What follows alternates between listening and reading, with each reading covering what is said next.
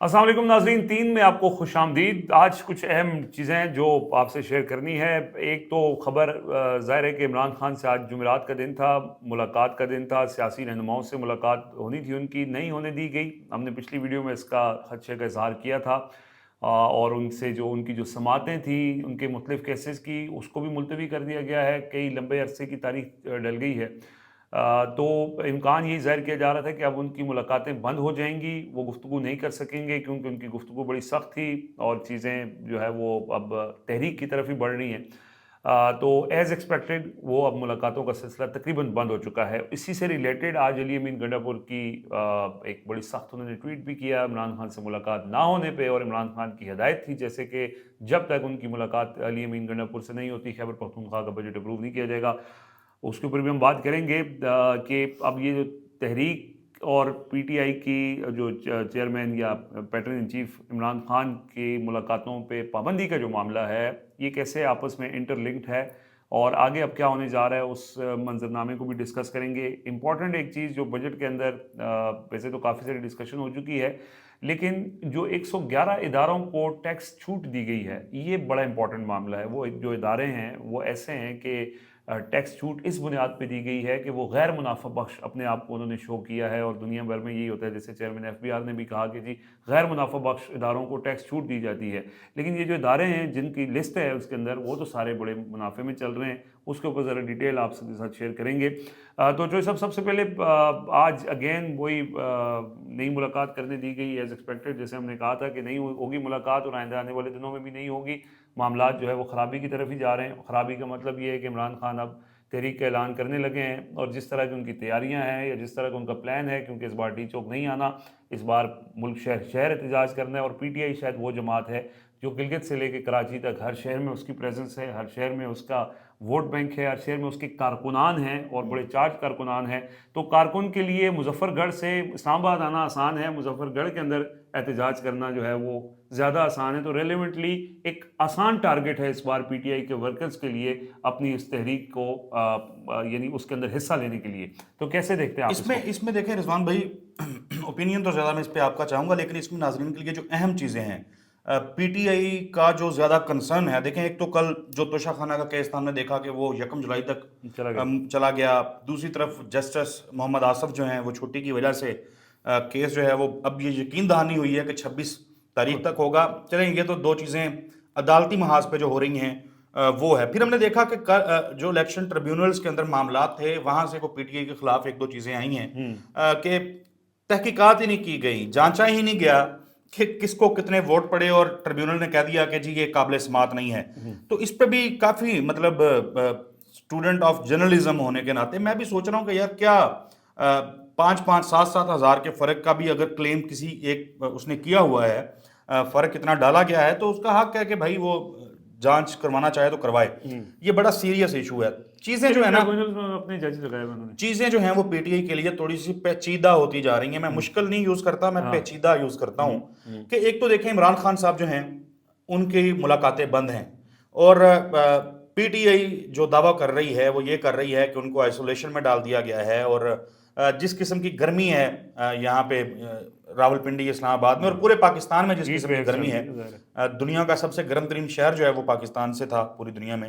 اچھا، اب پنکھا نہیں چل رہا، بجلی نہیں ہے، یہ بڑے سیریس ایک تو پاکستان تحریک انصاف کے تحفظات ہیں، اور اس کو ایڈریس ہونا چاہیے۔ یہ کوئی معمولی بات نہیں ہے۔ عمران خان جو ہے وہ کوئی چھپری نہیں ہے، گلی کا کوئی گونڈا نہیں ہے، وہ سابق وزیر اعظم ہے، اور سابق وزیر اعظم کا جو ٹریٹمنٹ ہے وہ ان کو ملنا چاہیے کسی بھی انسان کے لیے اس گرمی میں، جو سب اس بڑا گرمی مشکل میں ہے اس گرمی میں۔ اچھا، پھر اب جو چیزیں پیچیدہ ہونے جا رہی ہیں وہ یہ ہیں، رضوان غازی صاحب عمران خان کا جو ٹویٹ آیا تھا اور جو کل ہدایات عمران خان کی طرف سے آئی تھیں وہ یہ تھیں کہ جب تک ان سے گفت و شنید نہ ہو جائے کے پی کے حکومت کی اور جو معاشی ٹیم ہے اس کی، تب تک بجٹ پیش نہ کیا جائے۔ کیٹاگوریکلی یہ لکھا گیا ہے، یہ ہدایت تھیں، یہی عمران خان نے کہا تھا۔ علی امین گنڈا پور صاحب کا ٹویٹ تو بڑا سخت ہے، بڑا انہوں نے سٹینڈ بھی لے لیا، انہوں نے کہا جی، لیکن ساتھ وہ کہہ رہے ہیں، وہ کہہ رہے ہیں کہ آئینی چونکہ یہ ضرورت ہے تو کل بجٹ کی بحث جو ہے وہ شروع کروا دی جائے گی. بجٹ پیش ہو جائے گا, جی منظور نہیں ہوگا. جی, وہ کہتے ہیں کہ منظور نہیں ہوگا. سو اس میں بہت زیادہ فرق ہے دونوں باتوں کے اندر. میں علی امین گنڈا پور صاحب کو وہ نہیں کر رہا, متنازع نہیں بنا رہا ان کے ٹویٹ کو یا ان کی پوزیشن کو یا ان کے موقف کو. میں صرف یہ کہہ رہا ہوں کہ اس کے اوپر یقیناً آوازیں اٹھیں گی اور لوگ بھی اس کے اوپر اعتراض کریں گے کہ جب عمران خان نے کہا کہ پیش نہیں ہونا تو آپ کیوں یہ انیشیٹ کر رہے ہیں, چاہے اس کے کوئی بھی کانسیکوینسز ہوں, چاہے کچھ بھی ہو, تو آپ پیش کیوں کر رہے ہیں؟ عمران خان نے یہ نہیں کہا کہ پاس نہیں کرنا بجٹ, انہوں نے کہا کہ پیش نہیں کرنا. تو آپ یہ کہہ رہے ہیں کہ کل ہم بحث آغاز کروا دیں گے اور پھر پاس ہم نہیں ہونے دیں گے جب تک عمران خان سے ملاقات نہ ہو جائے. تو یہ علی امین گنڈا پور صاحب کی جو پوزیشن ہے اس کے اوپر اب سوالات جو ہیں وہ مزید اٹھنا شروع ہو جائیں گے. گو کہ علی امین گنڈا پور صاحب نے جو کل اسلام آباد میں کھڑے ہو کے گفتگو کی تھی وہ بھی کافی سخت تھی. بہت سارے لوگوں نے مختلف اس کے جو تجزیہ ہے مختلف طریقے سے اس کا کیا ہے. لیکن دیکھیں علی امین گنڈا پور صاحب نے جو لفظی گولہ باری ہوتی ہے وہ تو کل بڑی تکڑی کی ہے, بڑی اس میں شدت بھی تھی. ہتھیار اٹھا کے آئیں گے اور ہمیں سینے پہ گولی کھائیں گے اور کمر میں گولیاں ماریں گے اور سرنگ کھود کے آؤں گا جیسے بھی. مطلب حالانکہ آنے کے تو بڑے سادہ اور طریقے بھی ہیں, یعنی جس پارٹی کے پاس تحریک انصاف کے کارکنان جیسے کارکنان ہونا تو کہیں پہنچنا اس کے لیے کوئی مسئلہ نہیں ہے, یہ ایک لکھی پڑی بات ہے. اب اس کو یوٹیلائز کیسے کرنا ہے قیادت نے, وہ ظاہر ہے قیادت بہتر جانتی ہے جن کا یہ کام ہے. کل جب علی امین گنڈا پور صاحب وہ بڑی فائری وہ جملے ادا کر رہے تھے اور کہہ رہے تھے کہ ہتھیار اٹھائیں گے, ایک لمحے کے لیے فرض کر لیں کہ یہ یقینی طور پہ اس طرح ہو جاتا ہے تو کیا یہ جو جملے وہ ادا کر رہے تھے یہ پی ٹی آئی کی فیور میں تھے؟ بھائی محسن نقوی صاحب اور حکومت جو ہے وہ تو کیس یہ بناتی ہے کہ آپ حملہ کرنے آئے ہیں اسلام آباد پہ, مسلح ہے, حملہ کرنے آئے ہیں, اور بھی طرح طرح کے الزامات لگاتے ہیں. تو بجائے اس کے کہ آپ باور کروائیں کہ آپ کے کارکنان پر امن ہیں, آپ اسلام آباد احتجاج کے لیے آئیں گے, آپ الٹا ان کو یہ سپیس دے رہے ہیں. آپ کس کی طرف سے کھیل رہے ہیں؟ یہ بنیادی طور پہ سوال ہے, یہ بڑا جنرل سوال ہے. چوئی صاحب دیکھیں یہ اور علیمہ خان صاحبہ کو معذرت ٹوکنے کے لیے علیمہ خان صاحبہ کو فوراً کہنا پڑا کہ عمران خان نے تو کہا ہی نہیں ہے. 2 دفعہ ایسا ہوا اور 2 دفعہ انہوں نے کہا کہ عمران خان نے تو اسلام آباد آنے کا کہا ہی نہیں ہے. تو علی امین گنڈا پور صاحب جب ان کو اسلام آباد آنے کا کہا جاتا ہے تب وہ جس طریقے سے پہنچتے ہیں اوکھے سوکھے ہو کے وہ اپنی جگہ پہ. لیکن یہ جو جملہ تھا یہ حکومت کو فیور کر رہا ہے اور حکومت اس کے اوپر کھیلے گی. اور محسن نقوی صاحب کی ٹیم جو ہے وہ اس کے لیے اس کے پاس بڑا مارجن ہے کہ وہ نہیں, ان کا بڑا آپس میں تعلق بھی ہے, دوستی بھی ہے. محسن نقوی صاحب کے ساتھ ان کے بڑے قریبی مراسم ہیں. دیکھیں بات اگین وہی ہے کہ ہم ان کو ڈاؤٹ نہیں کرتے, لیکن دیکھیں چوئی صاحب وہ اس ٹائم کھیل رہے ہیں ڈبل گیم, جو سیدھی بات ہے. اب وہ سخت گفتگو کرتے ہیں لوگوں کو ٹھنڈا کرنے کے لیے, لیکن کرتے وہی ہیں جو ان کو کہا جاتا ہے. مثلاً انہوں نے لوگوں کے سینٹیمنٹ کو یا ویسے وہ نیریٹو کو وہ رکھنے کے لیے سخت گفتگو بھی کر دی, سخت ٹویٹ بھی کر دیا, لیکن ساتھ جو ہے انہوں نے کہہ دیا بجٹ آئینی تقاضے پیش کر دیں گے. اور یہ اس میں بھی انہوں نے درمیانی راستہ نکالا, یعنی انہوں نے جو پاورفل کوارٹرز ہیں وہاں یہ یقین دہانی کروائی ہوئی ہے کہ میں لفظی گولہ باری کرتا رہوں گا, لیکن معاملات جو ہے نا وہ اسی طرح ٹھیک کر کے. پھر ایک اور چیز بڑی اہم ہے, آج سے چھوٹی عید کے بعد سے یہ صورتحال بننا شروع ہوئی, بلکہ صدیق جان صاحب کے ساتھ بیٹھ کے بھی 1-2 ویڈیوز ہوئی ہماری اس وقت, جس میں صدیق جان صاحب نے بھی کہا کہ علی امین گنڈا پور صاحب کو اور ان لوگوں کو جو سمجھتے ہیں کہ مذاکرات کے ذریعے حل نکل سکتا ہے ان کو ٹائم ملنا چاہیے. تو 20-25 دن جو ہیں وہ کافی ہیں. تو ہم نے دیکھا 2 مہینے گزر گئے. وہ جو ان کے کلیمز تھے کہ ہم چلیں اب پرانا ماضی بھول جائیں کہ اب عمران خان کا راستہ ہم ہموار کر لیں گے ان کو باہر لانے کا, وہ گزر گئے اور اب آپ پھر کھڑے ہو کے وہی اس پہ آ گئے ہیں کہ ہتھیار اٹھائیں گے. 3 مہینے تک عمران خان کا ٹویٹر خاموش رہا. انہوں نے ان کے کہنے پہ جانا, انہوں نے کہا جی ہمیں وقت دیں اور ہم چیزیں ٹھیک کر لیں گے. کیا چیزیں ٹھیک ہوئیں؟ چیزیں ٹھیک ہونے کے بجائے چیزیں خراب ہوئی ہیں, پیچیدہ ہوئی ہیں. سو پوائنٹ یہ ہے کہ ایک تو کیا فیصلہ عمران خان کی رہائی کا علی امین گنڈا پور, بیرسٹر گوہر یا جو بھی لوگ اس میں بیرسٹر سیف ہوں یا جو کنیکٹڈ لوگ ہیں انہوں نے کرنا ہے یا عمران خان نے خود کرنا ہے؟ ابھی تک تو فیصلہ کا اختیار عمران خان کے پاس ہے. ان کے ہاتھ میں ہوتا تو چیزیں شاید ہو جاتی مینیج. بہت دفعہ انہوں نے بڑی کلوز جا کے کافی حد تک چیزیں ایسا یہ کلیم کرتے ہیں لیکن وہ نہیں ہو سکا ہے. سو اگین ڈفرینس جو ہے یہ جو اختلاف ہے وہ بنیادی طور پر عمران خان کی جو سوچ ہے اور ان کی جو سوچ ہے, جو طریقہ کار ہے, اس کے اوپر بیسک بنیادی اختلاف ہے جس کی وجہ سے چیزیں آگے نہیں بڑھ رہی ہیں. اور اب عمران خان جو ہے وہ جس طرح ان کی سیاست انہوں نے دکھائی ہے، ثابت کیا ہے کہ وہ ڈیل یا اقتدار یا لین دین یا کوئی پس پردہ بیک ڈور والی کہانی نہیں ہے. اب یہ چیز اسٹیبلش ہو چکی ہے، ایک دفعہ نہیں، دو دفعہ نہیں، کئی دفعہ مختلف مواقع آئے، لوگوں نے کہا کہ معاملات حل ہو جائیں گے. یہ دس واز دا ٹائم جب یہ انڈیا پاکستان والا کلیش بنا تو ہر کوئی یہ کہہ رہا تھا کہ یہ ایک رائٹ مومنٹ ہے کہ یہاں پہ عمران خان جو ہے اگر وہ اپنے ہارسز کو کنٹرول کرتے ہیں، اپنے سوشل میڈیا کو کنٹرول کرتے ہیں، ذمہ دارانہ بیانات دیتے ہیں تو وہ ہو جائے گا. عمران خان کے جو مطالبات عمران خان سے کیے گئے وہ سارے پورے ہوئے. ان کا ٹویٹر خاموش ہوا، ان کے سوشل میڈیا کو کنٹرول کیا گیا، ان کی اتحاد کے حوالے سے جو بیانات ہیں وہ سارے ہوئے. اس کے اگینسٹ جو دوسرا فریق ہے اس نے جو کرنا تھا وہ نہیں کیا. اور عمران خان کی یہ بات درست ثابت ہوئی کہ یہ ہر بار کی طرح اس بار بھی یہ ٹرک کی بتی کے پیچھے لگا رہے ہیں. اور عمران خان یہ لفظ استعمال کرتے ہیں ٹرک کی بتی، تو ٹرک کی بتی والی بات عمران خان کی اب اسٹیبلش ہو چکی ہے. ایک دفعہ آپ کہہ سکتے ہیں کہ نہیں ہو، یہ کئی اب متعدد دفعہ ہو چکی ہے، شاید گننے میں بھی نہیں ہے کہ بہت دفعہ یہ ہوا ہے. لہٰذا اب ہی از آئنگ فار گلوری ناٹ فار اقتدار یا سم تھنگ اس طرح کی کوئی کہانی. سو اقتدار ملے نہ ملے عمران خان کی جد و جہد جاری رہے گی اور ان کو جیل میں. اب میں اگین چوئی صاحب، آج جتنی شدید گرمی تھی، آج باہر آپ نکلیں اس شدید گرمی میں بغیر پنکھے کے، میں کہہ رہا ہوں پنکھا بھی اگر لگاؤ بغیر کولر یا اے سی کے آپ نہیں گزارا کر سکتے. جن کے گھر میں اے سی یا کولر نہیں ہے وہ رات کو نہیں سو سکتے، اتنی شدید گرمی ہے اسلام آباد. اس سے پہلے ہم نے دیکھا کہ بشرا بی بی کے حوالے سے جو خبریں آئی تھیں کہ وہ بے ہوش ہوئی 2 مرتبہ اور ساری صورتحال ڈیولپ ہوئی. سو یہ اس میں تو اب طے ہے، یہ فیصلہ بارہ لوگوں کے اختیار، لوگوں کے ہاتھ میں ہے کہ انہوں نے کس طرح رسپونڈ کرنا ہے عمران خان کی کال کے اوپر.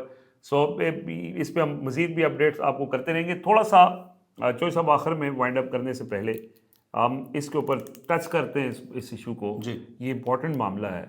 دیکھیں فیصلہ تو ظاہر ہے کرنے والوں نے کرنا ہے، جن کے پاس اختیار ہے انہوں نے ہی کرنا ہے. لیکن 111 اداروں کو آپ ٹیکس استثنا دے کے، جو پروفیٹیبل ادارے ہیں، مطلب وہ تو کلیم کر رہے ہیں کہ ہم پروفیٹیبل نہیں ہیں، لیکن ہم ڈسکس کرتے ہیں کہ کون کون سے ادارے یہ کلیم کر رہے ہیں. آپ اتنے بڑے اداروں کو ٹیکس استثنا دے کے کیسے ایک تنخواہ دار سے جو ₹1,00,000 تنخواہ دیتا ہے یا ₹1,50,000 تنخواہ لیتا ہے اس سے آپ ایکسپیکٹ کریں کہ وہ آپ کو ٹیکس ادا کرے؟ دیکھیں مدعا یہ ہے کہ یہ جو 111 ادارے ہیں جس میں بڑی بڑی یونیورسٹیز بھی ہیں، جس میں ہاسپٹلز بھی ہیں، اس میں ہمارے جو فوجی فاؤنڈیشن ہے اس کے تحت بھی ادارے ہیں، تو اس کے اوپر ایک ہم اس ظاہر ہے we are not party to it, but issue کیا ہے؟ ایشو یہ ہے کہ لوگ اب یہ سوال کر رہے ہیں. لوگ یہ دیکھیں جب چیزیں سامنے آتی نہیں تھیں اب سامنے آئی ہیں تو لوگ اس پہ یہ کہہ رہے ہیں کہ بھائی شوکت خانم ہے، لیٹس سپوز کہ شوکت خانم جو ہے اس کو بھی استثناء حاصل ہے، وہ ٹیکس نہیں دیتا جو بتایا گیا ہے 111 اداروں کی لسٹ میں. اس میں اسلام آباد کا ایک بڑا ہاسپٹل ہے، شفا ہاسپٹل ہے، اس میں زیبسٹ ہے، اس میں وہ ڈاکٹر آسم کا ایک ادارہ ضیاءالدین ہاسپٹل ہے اس کا نام ہے، اور بہت سارے ادارے ہیں. یہ تو میں ان کے نام لے رہا ہوں جو عوام بار کاؤنسلز ہیں، فوجی فاؤنڈیشن کے کئی. اب دیکھیں نا بار کاؤنسلز ہیں اس کے اندر. بھائی کیوں جب میں ٹیکس دے رہا ہوں، آپ ٹیکس دے رہے ہیں، پاکستان کا ہر غریب آدمی ٹیکس دے رہا ہے. یعنی میں اگر ایک بائکیا چلاتا ہوں، اگر میں باہر جا کے وہ موٹر سائیکل پہ سواریاں جو ہیں وہ ٹرانسپورٹیشن کرتا ہوں بائک اپنے موٹر سائیکل کے ذریعے، میں نے 1 لیٹر پیٹرول ڈلوانا ہے تو میں اس پہ ₹100 کے قریب جو ہے وہ ٹیکس دے رہا ہوں، پیٹرولیم لیوی کی مد میں دے رہا ہوں. میں ٹیکس دے رہا ہوں، عام آدمی ٹیکس دے رہا ہے، غریب آدمی جو ہے پاکستان کا وہ ٹیکس دے رہا ہے، تو اشرافیہ کیوں نہیں دے رہی؟ یہ ایک بحث جو ہے انیشیٹ ہوئی ہے. شوکت خانم کے اوپر جب کسی نے حملہ کیا، الزامات لگائے، تو ہم نے اس کی حوصلہ شکنی بھی کی اور پوزیشن لے کے جو ہے بھرپور دفاع کیا شوکت خانم کا کہ نہیں یار اس کو کم از کم آپ پولیٹیسائز نہ کریں.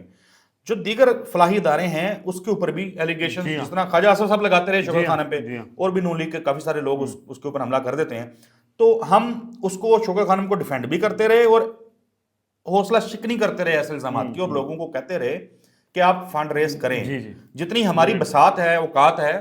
میں ذاتی طور پہ جانتا ہوں کہ آپ بھی، ہمارے کافی سارے جو دوست ہیں، اپنی اوقات اور بساط کے مطابق ہم بھی ظاہر ہے جتنا حصہ ملا سکتے ہیں ملا لیتے ہیں. میں یہ ڈیمانڈ کرتا ہوں، یعنی شہری کے ہونے کے ناطے میری یہ ڈیمانڈ ہے کہ شوکت خانم کو بھی ٹیکس دینا چاہیے، جتنا بھی بنتا ہے، جتنا بھی اس کا ٹیکس ہے وہ ہونا چاہیے.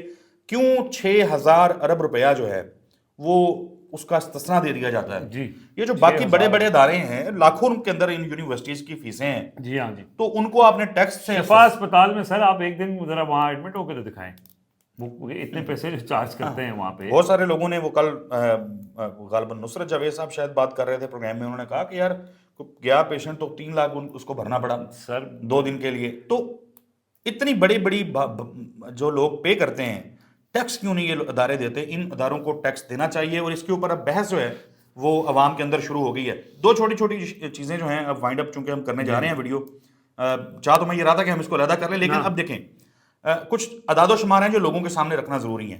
ایک تو 6% تنخواہوں کے اندر انکریمنٹ کا کہا گیا, انکریز کا کہا گیا, جو کہ بعد میں بڑھا کے 10% کر دیا گیا, اور بتایا یہ گیا کہ اس سے خزانے کے اوپر 28 ارب روپے کا بوجھ پڑنا تھا.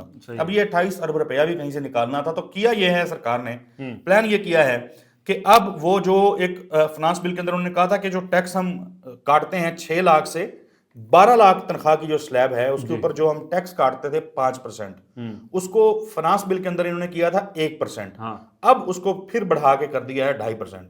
اچھا یہ واردات یعنی ہے, سرکاری ملازمین جو ہیں, جو سرکاری ملازمین کو تنخواہیں جانی ہیں وہ اس کے ٹیکس پیسے ادھر سے جائیں گے. اب آپ اور میں بھی پے کریں گے اس کے لیے. مطلب 50,000, یہ اب 6 سے 12 والا وہ کہہ رہے ہیں جن کی 50,000 سے 1 لاکھ روپے تنخواہ ہے, ان کا پہلے ٹیکس کم کیا گیا تھا, 1% کیا گیا تھا, اس کو دوبارہ 2.5% کیا گیا ہے اس 28 ارب روپے پورا کرنے کے لیے جو سرکاری ملازمین کی تنخواہوں میں اضافہ کیا ہے.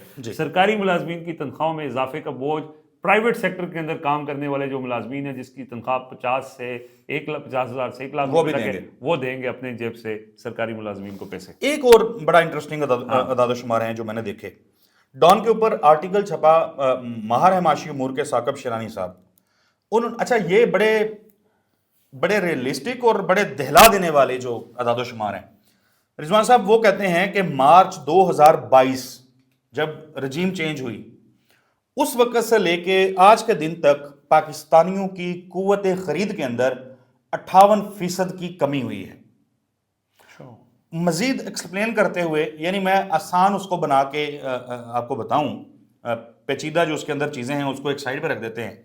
وہ یہ کہتے ہیں کہ 2022 مارچ کے اندر اگر کوئی شخص جو ہے وہ 50,000 روپے کماتا تھا یا 50,000 روپے خرچ کرتا تھا, آج جب ہم بات کر رہے ہیں جون 2025 میں بیٹھ کے, یعنی 3 سال اور غالباً 3 ماہ بنتے ہیں, اس عرصے کے دوران وہ 50,000 روپے جو 2022 میں 50,000 تھے اب وہ 20,833 روپے کے برابر رہ گئے ہیں اس وقت ان کی ورتھ جو ہے. تو اتنا بڑا ڈکلائن جو ہے وہ آیا ہے لوگوں کی قوت خریداری کے اندر. اور پھر ہمارے وزیر خزانہ صاحب جو ہیں وہ بیٹھ کے کہتے ہیں کہ جی دنیا حیران ہے کہ پاکستان کتنی ترقی کر رہا ہے, اور نون لیگ جو کہ اپنا لگاتار چوتھا بجٹ پیش کر رہی ہے. چوتھا بجٹ کسی بھی حکومت کا جو ہے وہ بڑا آسائشوں والا بجٹ ہوتا ہے, اس میں عوام کے لیے بڑے بڑے پیکیجز ہوتے ہیں, اس میں عوام کے لیے سہولتیں ہوتی ہیں, رعایتیں ہوتی ہیں, عوامی زندگی کو آسان بنانے کے لیے چیزیں ہوتی ہیں.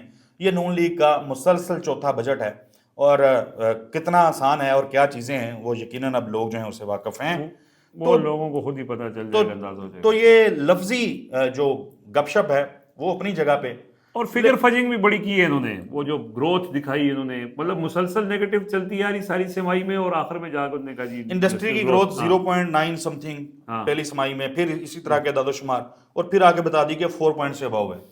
جی ڈی پی جو ہے وہ آپ کہتے ہیں کہ 1.6 ہے, 1.4 ہے, اور اسی طرح بتا کے پھر آپ اس کو 2.7 کرنے کے لیے آپ کہتے ہیں کہ اب یہ 5.5 ہے. سو نمبرز کا ہیر پھیر جو ہے وہ اپنی جگہ پہ. ہم نے پچھلی دفعہ بھی بات کی تھی کہ پاکستان کا جو عام لوگ ہیں, مطلب ہم نے بتایا تھا کہ اس میں غالباً 599 ارب روپیہ جو ہے وہ ٹیکس جو ہے وہ تنخواہ دار طبقے نے دیا ہوا تھا, جبکہ جو بڑے ریٹیلر تھے, ٹریڈرز تھے, انہوں نے صرف جو ہے 33 یا سم تھنگ وہ ٹیکس دیا ہوا تھا. تو اس طریقے سے میرا نہیں خیال کہ اور جو سب سے بڑا نمبر ہے کہ جو پچھلے 1 سال میں کسانوں کو 2,200 ارب روپے کا نقصان ہوا ہے, وہ اس کے الگ ہے. نمبر فگرز یہ ساری کہانی ایک طرف, لوگوں کی جیب بتاتی ہے کہ اصل بجٹ کیا ہے, اصل معاشی پالیسی کیا ہے, اور پتہ نہیں آگے کیا ہوگا. لیٹس ہوپ کہ چیزیں بہتر ہوں. بہرحال ابھی تک کے لیے ہمیں اجازت دیجیے. اللہ حافظ.